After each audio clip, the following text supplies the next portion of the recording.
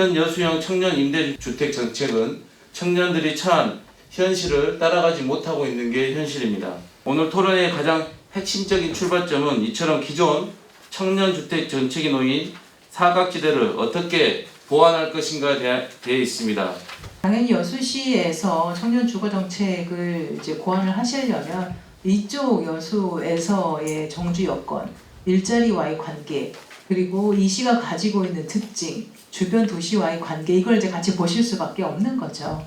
이전에는 저희가 공공 임대주택 중심으로, 아까 보셨던 취약계층 중심으로, 취약 주거지에 사시는 분들, 주거비 부담이 많은 분들, 이제 여건을 개선하는 데 굉장히 큰 초점을 맞추었는데 중간에 정부가 바뀌면서 그 내용이 내 집 마련 쪽으로 조금 옮겨갑니다. 그래서 정책에서 주거 사다리를 회복하자, 이제 이런 그 논의들을 이제 확대하고 그러려고 하다 보니 청년들에게도 분양주택을 받을 수 있는 기회를 좀 주자. 물리적인 기준이 미달인 경우는 3%밖에 안 됐잖아요. 하지만 이거는 사실은 굉장히 심각한 문제죠. 물리적인 그 기준이 너무 열악한 것은.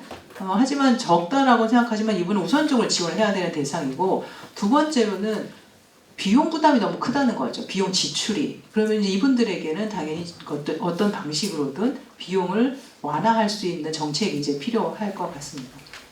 주거 정책 안에서도 분야가 크게 4가지가 있습니다. 보시면은 청년 주택을 직접 공급하는 게 하나가 있고, 두 번째는 전월세 비용을 이제 직간접적으로 경감해주는 정책이 있고요. 그리고 세 번째는 취약 청년 지원이랑 네 번째는 청년 친화형 주거 모델, 이렇게 나누었는데, 사실은 직접 주택을 공급하거나 아니면 전월세 비용을 지원하는 게 전체 예산의 대부분입니다. 거의 뭐 99% 정도가 다 거기에 몰려 있고요. 원래는 청년들에게 월세 지원은 없었습니다. 청년 월세 특별 지원을 좀 하자. 청년들이 부모 독립을 한 뒤에 스스로 독립할 때까지, 자립할 때까지 사이에 지원이 너무 없다. 이걸 다 부모에게 짐을 지울 수 없다. 그리고 부모에게 지원을 받아서 독립하는 청년은 부모 지원을 받지만 사실은 부모님하고 의견이 안 맞아서 독립하는 청년들도 많거든요. 이런 경우는 정말 부모 지원을 거의 못 받아요. 이제 이런 청년들에게 그러면 사회가 무엇을 해줄 수 있느냐? 집을 직접 주는 건 그다음 쉬운 일이 아니고 비용도 많이 들고 시간도 많이 걸리니 월세 지원을 좀 했으면 좋겠다. 이제 이런 논리로 많이 설득을 했었죠. 청년은 아동기에서 성인으로 넘어가는 그 중간에 있단 말이죠. 여기를 잘 넘어가서 그 다음 생애 주기를 이행하실 수 있도록 지원하는 거거든요. 그러니까 이거를 부드럽게 이행하게 윤활유 역할을 하는 게 정책의 이제 주된 기능이 되어야 하고, 또 하나 이 주택 공급 전략 중에 좀 재밌는 게 대학생을 위한 기숙사나 학사 운영이 좀 많아요.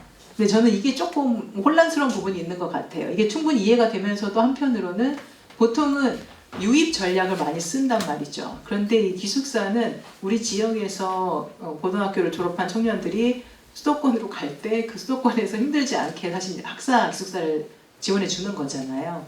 그러면은 우수 인력이 수도권으로 나가도록 장려하는 것 같은 이런 양면이 있더라고요. 2019년부터 저희가 그럼 이 키워커 필수 인력하고 이 청년센터를 어떻게 운영을 해야 될까라고 해서 주상복합 형식으로 좀 특이하게 계획을 하게 됐고요.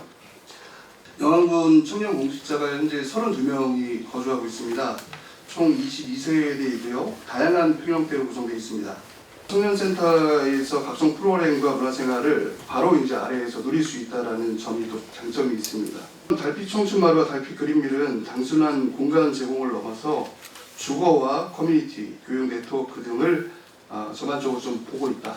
이 과정에서 청년들의 의견을 충분히 성실히 들었다. 그렇게 저는 생각을 합니다.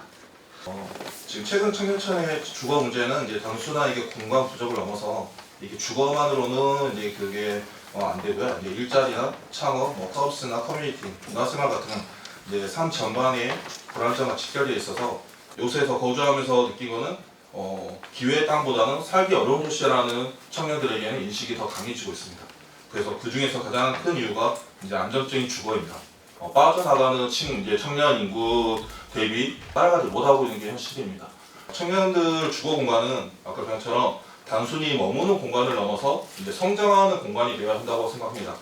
그래서 여수시가 좀 청년과 함께 만드는 이제 주거 혁신 모델은 정책을 좀 잘 만들어서 또 다른 지방도시의 좀 정책 모델을 확산될 수 있는 그런 좀 비즈니스 모델이 되었으면 좋겠습니다. 청년주택 모델을 추진하는 데 있어서 청년이 지역에 정착하고 중장년층이 안심하며 노인이 존엄하게 살아갈 수 있게 하면서 그 주거 기반은 단지 물리적 공간 제공을 넘어서 세대 간 연결과 지역 공동체를 회복하는 기능을 수행할 수 있게 해야 된다고 생각합니다. 청년주택은 단순한 주거 공급이 아니라 삶터로서 이웃을 만드는 기반입니다. 우리 시는 접근성, 다양성, 연계성, 커뮤니티성 이런 4가지 방향을 중심으로 청년 주택 모델을 구상 중입니다. 현재는 청년 커뮤니티센터, 청년 지원센터 등 기존 공간을 중심으로 단계적 지원을 확대하고 있으며 재정 여건이 개선된 중장기에는 인구 밀집 지역에 청년 주거, 소통 공간을 비롯한 복감 거점 공간 조성도 검토하고 있습니다.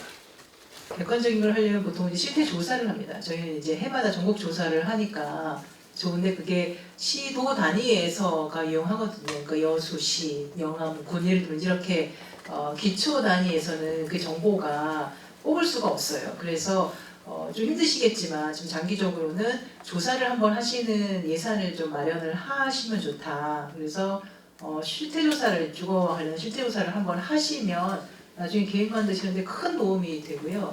그리고 주관적으로는 수혜 대상인 정책의 참여자가 되셔야 할 청년들을 직접 조사하시고 인터뷰하시는 게 꼭 필요하다라는 생각입니다.